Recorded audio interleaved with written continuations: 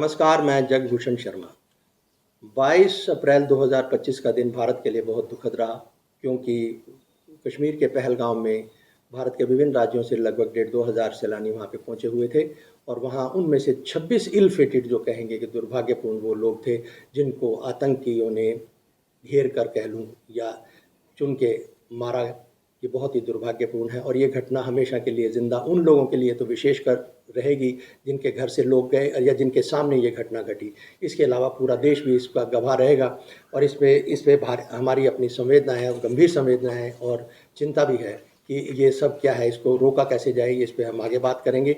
और इस कड़ी में इस संवेदनाएं की अभिव्यक्ति की जब बात, संवेदनशील अभिव्यक्ति की जब बात हो रही है, तो फरीदाबाद में भी व्यापार मंडल के अध्यक्ष हैं डॉक्टर राजेश भाटिया जी, उन्होंने भी एक जनसभा बुलाई। अपने व्यापारी जो भाई हैं उनको बुलाया और अपने मुख्यालय में जो तिकोना पार्क स्थित है वहाँ पर आयोजित सभा में दुख व्यक्त किया और साथ में अपने आगे की रणनीति का भी उन्होंने खुलासा किया। अनिल जी हैं कांग्रेस के नेता, उन्होंने भी कैंडल मार्च निकाला और भी हुआ। ये सब दुखद है और पूरे देशव्यापी स्तर पर ये सब चल रहा है। सवाल सिर्फ ये है कि क्या हम भावुक होकर या इसके, क्योंकि ये जो लोग भी ये आयोजन कर रहे हैं, जो सबको बुलाकर एक दुख व्यक्त, इसका मतलब ये लोग सजग हैं, ये नागरिक गंभीर चिंतन के हैं, सजग नागरिक हैं ये। लेकिन यहीं पर मेरे इन लोगों से ये निवेदन है कि इसका दूसरा पक्ष भी हमें समझना चाहिए कि आखिरकार ये ऐसा होता क्यों है। इसके लिए हमें रणनीतिक सोच चाहिए और उसके साथ अध्ययन भी चाहिए कि ये घटनाक्रम, इसका इतिहास क्या कहता है हमें। तो इसी निवेदन के साथ मैं इनकी कुछ झलकियां दिखाता हूं आपको कि फरीदाबाद में किस तरह से क्या आयोजन हुआ। तो आप इसके देखिए, फिर आगे का सिलसिला जो है मैं अपने जो पूरा एक घटनाक्रम है इस पर हम चर्चा करेंगे, पहलगाम पे भी करेंगे और जो कुछ सरकार ने जो निर्णय लिए हैं, इस पे जो मेजर्स लिए हैं वो किस तरह के हैं, हम उस पर भी हम चर्चा करेंगे। एक वीडियो में हम सब कुछ तो नहीं कह सकते, लेकिन जो कुछ कह सकते हैं वो हम आपसे साझा ज़रूर करेंगे। Tomorrow, 25th, all over India, we are doing a candlelight march on solidarity of these deceased personalities in this terrific, tragic attack.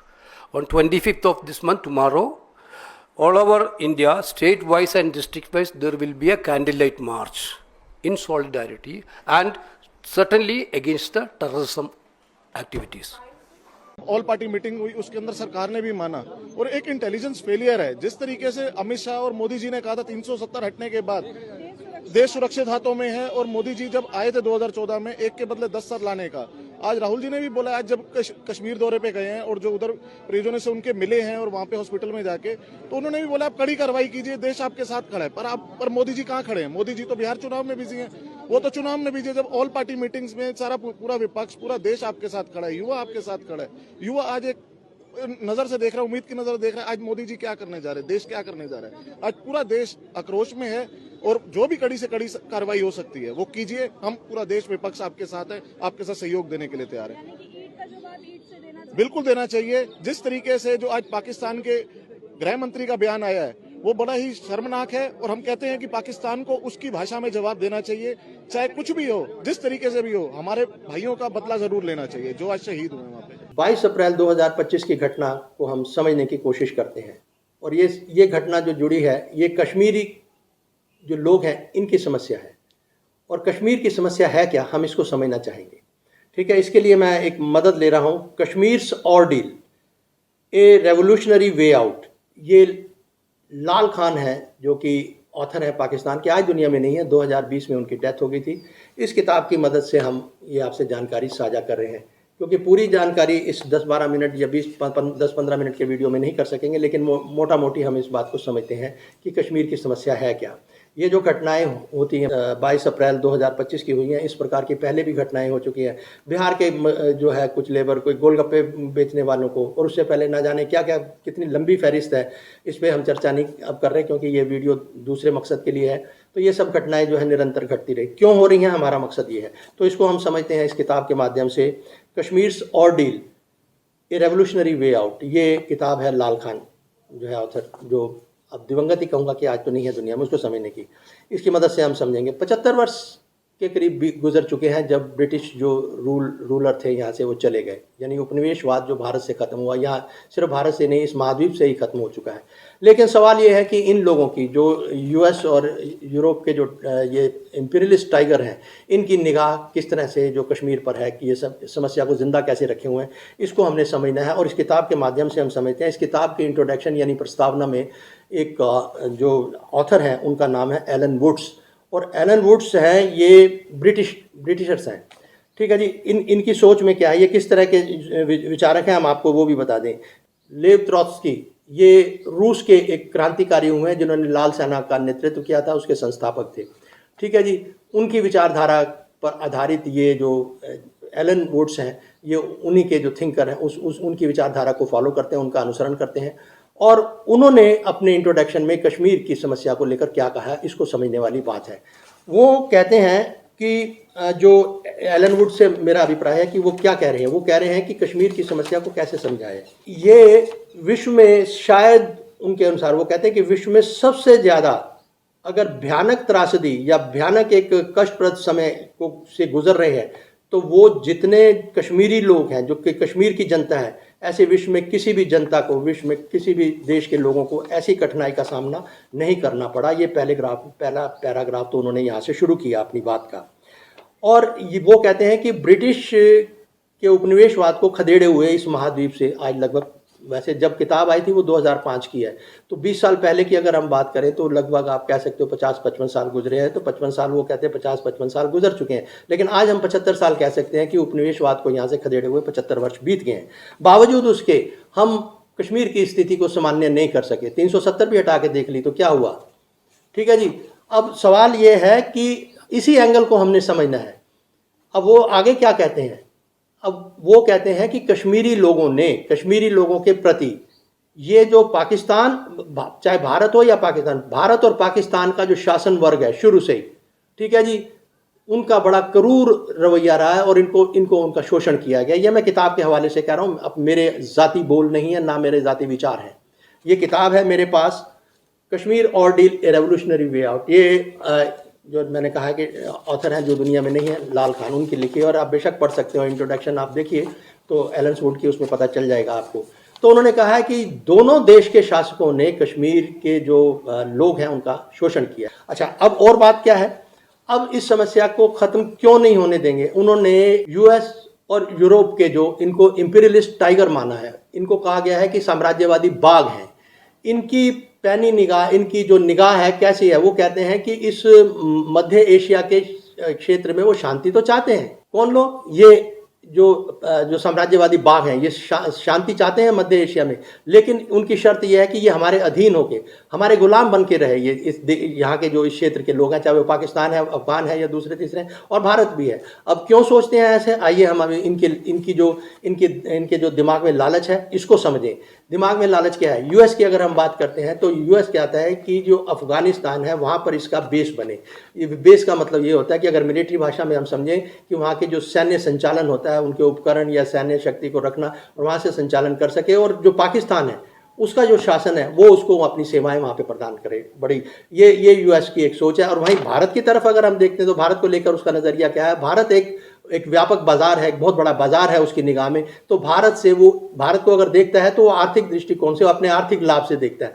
इस वक्त जो हमें समझने की कोशिश करनी है वो ये है कि जिसे हम जियो पॉलिटिक्स की बात करते हैं, अब ये समझना, जियो पॉलिटिक्स जिंदा हुआ है ही नहीं गुजरे 15-20-25 साल से, क्योंकि आज जो लड़ाई यूक्रेन और उसके बीच में चल रही है ये भी जियो पॉलिटिक्स का हिस्सा है। और जो गाजा पट्टी और इसका आप देख रहे हो तो ये भी जियो पॉलिटिक्स का हिस्सा है।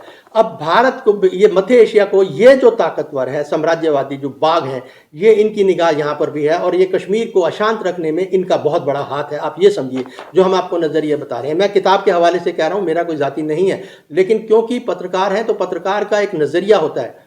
तो हमें ये कह दिया भावुक हो के अभी ये मर रहे हैं क्यों, हम ये कहते हैं कि निरंतर कभी भी यहाँ पर ऐसा हुआ कि शांति बहाल हुई नहीं। अलग अलग सरकारें रही हैं। 1948 का आप देख लो, 1948 के इतिहास से, यानी भारत के पार्टीशन से शुरू होते हैं और अब तक कितने ही जंग, कितनी लड़ाइयाँ, कितने लोग मारेंगे। अगर आप इसकी भी संख्या इसकी बता दूं तो 2005 तक की जो ये लेखक के अनुसार, तो उस टाइम तक 85 से 90 हज़ार लोग मर चुके थे 2005 तक।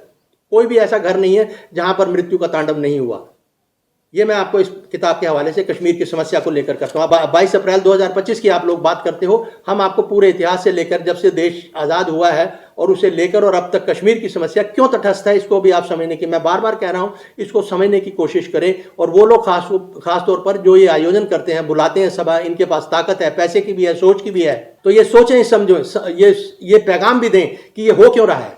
अगर इसको रोकना चाहते हैं तो हमें बहुत कुछ सोचना होगा। तो अब ये मैंने आपको बताया कि जो यूएस है, यानी जो अमेरिका है, उसका इंटरेस्ट बड़ा साफ है। वो अफगानिस्तान में बेस बनाना चाहता है और जो पाकिस्तान रजीम है उसकी सेवाएं लेना चाहता है और भारत को एक जो है बाजार की दृष्टि से देखता है। और तब ये कहते हैं कि अगर यहाँ पर शांति बहाल होनी है, वो कोई इस तरह से नहीं कि गांधी के वेजिटेरियनिज्म को वो एक्सेप्ट करना चाहते हैं, not at all, never ever. वो अपने, उनका एक स्वार्थ है, उनकी एक सोच है, उनके अपनी जो उनका जो उनकी जो अप्रोच है वो क्या है, वो ये है कि किसी तरह से ये गुलाम रहें ये लोग। और इस गुलामी को समझने के लिए मैं बार बार यही कह रहा हूं कि एकत्र होने से ज़्यादा हमें ज़रूरत है कि रणनीति क्या हो। हमें दुख व्यक्त करने से, भाई जिसके घर से जाएगा दुख क्यों नहीं होगा, क्यों नहीं होगा, ये स्वाभाविक बात है, सभी को दुख होता है। लेकिन दुख व्याप्त करने के अलावा अगर कोई घर में व्यक्ति बीमार है, उसका इलाज करते हैं, भरसक इलाज करने के बाद नहीं बचता तो चलो ईश्वर की मर्जी है। और अच्छा भला आदमी अगर हाथ से चला जाए तो उसको कौन भूलेगा। ये इन लोगों को क्या कसूर था, किस उम्मीद से वो गए होंगे वहां पे घूमने के लिए। उन्हें पता था कि हमारे साथ ऐसे हो जाएगा? नहीं। और ये नहीं हुआ जैसे आज नैरेटिव बनाया जा रहा है कि धर्म पूछ के, अरे भैया कब नहीं हुआ। दहशतगर्द का हमेशा एक ही मकसद रहा है, वो मजहब नहीं, उनका मकसद रहता है दहशत फैलाना। आप याद करें 1982 को, 1982 से 84 के बीच में, जब तक इंदिरा गांधी जी की हत्या नहीं हुई, उससे पहले का आप इतिहास देखो कि बसों से कैसे उतार के मारा जाता रहा है। कोई है किसी को जो मेरी उम्र के है उन्हें कम से कम याद होगा। मैं अपने आप में एक विक्टिम होते हुए बचा हूं। कभी अगले वीडियो में बताऊंगा कि क्या घटना थी वो। ये दरियापुर की घटना हुई थी, बस में उतार के मारा गया था। और वो बस मैंने हिसार से छोड़ दी थी, शाम हो गई थी, तो मैंने कहा चलो लेट हो जाएंगे, मुझे सिरसा जाना था, तो मैं बस से उतर गया। अगले दिन पता चला अखबार से कि दरियापुर में उसी बस से उतार के 7-8 लोगों को मार दिया गया था। तो ये दहशतगर्दों की एक सोच है, उनका एक काम करने का ढंग है। और हम लोग इस तरह से विचलित हो जाते हैं कि वो धर्म पूछ के, धर्म नैरेटिव में जिसको समझ में आ रही है जो मर्जी करे, अपने को कोई लेना देना नहीं। हम ये कह रहे हैं कि हमारा दृष्टिकोण पत्रकार का है। हम ये समझना चाहते हैं कि ऐसा कहा क्यों जाता है, ये पहले नहीं हो चुका क्या? जब मैं बसों का, जब 82 का, जो 1982 का हवाला दे रहा हूँ, वो कौन थे? उसमें सारा पंजाब इन्वॉल्व हो गया क्या? सारे सिख, हमारी सिख बरादरी से, सिख कम्युनिटी, हमारे सारे भाई, ये कोई इन्वॉल्व है? ये उस वक्त भी डरे हुए थे। इनके घरों में उस वक्त क्या होता था वो भी हमें पता है। इस पर भी हम वीडियो बनाएंगे। मेरे पास ये किताब है IS का आतंक, इसके ऊपर मैं अब बनाऊंगा, क्योंकि अब धीरे धीरे सिचुएशन बहुत अलग होती जा रही है। एक घटना नहीं घटी आतंकवाद की, बहुत हुई है। बस इतनी ही गुजारिश है मेरी उन सजग लोगों से, वो लोग जो ये लोगों को इकट्ठा करने की क्षमता रखते हैं, जिनके पास पैसे का बल है, सोच का बल है, सारी ताकतें हैं। उन्हें चाहिए कि कुछ नैरेटिव को अगर समझना है तो जरूर समझें, जिस भी तरीके से समझना है समझें, इसके पीछे का इतिहास को भी समझें कि आखिरकार ये कश्मीर या जम्मू कश्मीर में जो समस्या चल रही है ये क्यों चल रही है। इसका एक इतिहास है।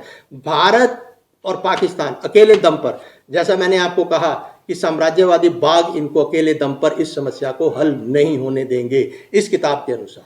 आगे भी मैं इस पर चर्चा रखूंगा, क्योंकि आज मैं वीडियो ज़्यादा लंबा कर नहीं सकता। मैंने मुख्तसरन तौर पे आपको कश्मीर की समस्या के बारे में बता दिया है कि ये जो लोग हैं, ये इनका पूरा हाथ है। यूरोप और अमेरिकन जो ये साम्राज्यवादी, जिन्हें हम इम्पीरियलिस्ट टाइगर कहते हैं, इनकी पूरी एक सोच पीछे है। तो ये इनके ऊपर ज़रा आप सोचिए, किताबें हैं, आप अध्ययन करो, समझो, ठीक है जी। एक ये झूठे सच्चे नैरेटिव, उनके ये जो भी सत्ता में काबिज रहना चाहेगा, जो भी भारत के खजाने पे बैठना चाहेगा, वो कुछ ना कुछ अपनी ही बात रखेगा। सोचना वी दी पीपल, हम लोगों को है। हमारे ही दम पर, जो हमारे मत पर, मतदान के आधार पर इनको ताकत मिलती है। हमारे ही पैसे से ये सब कुछ सिक्योरिटी और सब लाभ सहूलतें उठाते हैं। समझना आप लोगों को है। अगर समझना है कुव्वत तो बहुत अच्छी बात है, वरना ठीक है भैया, जैसे जो चल रहा है वो तो चल ही रहा है। जो होगा वो भी देखेंगे, वो सामने आएगा, सब कुछ होगा, सबके साथ है, उसमें हम भी हैं। तो मेरा निवेदन यही है सभी लोगों से, वो लोग जो दुख व्यक्त करते हैं सभाओं में, इस सोच के लिए कभी गोष्ठी के लिए भी कोई सभा आयोजित कर लो और बुलाओ किसी विचारक को और पूछो और समझो कि ये ऐसा क्यों होता है। तो इसके साथ इस वीडियो में फिलहाल इतना ही। आगे मैं जो बात करूंगा वो करने की, ये जो जो इंडस वाटर ट्रीटी है इसको भी हम ब्रीफ तो बहुत मुख्तसर तौर पे समझते हैं।